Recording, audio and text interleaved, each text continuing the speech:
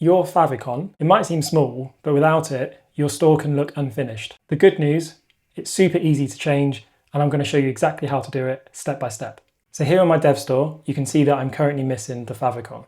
So let's go into the back office. And from here, we want to click on the online store and then on this customize button or anywhere on this image. Now let's go into the settings, and we do that by clicking on this cog icon.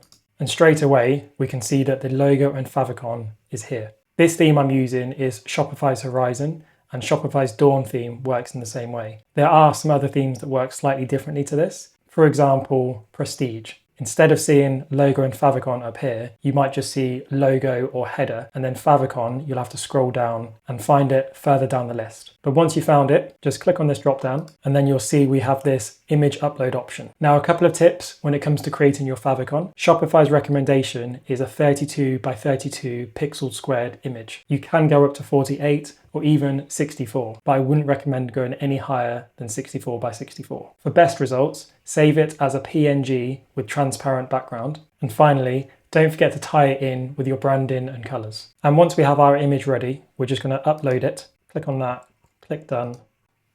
Now, if your favicon isn't showing straight away, sometimes it can take a while to update. So try deleting your cache or viewing it in an incognito browser. And your favicon is now live. It's a tiny change, but a big step toward a more professional looking brand. And if you'd like to uncover even more ways you can improve your site, grab my free site audit checklist. I'll drop a link in the description below. And don't forget, like and subscribe for more Shopify tips just like this one.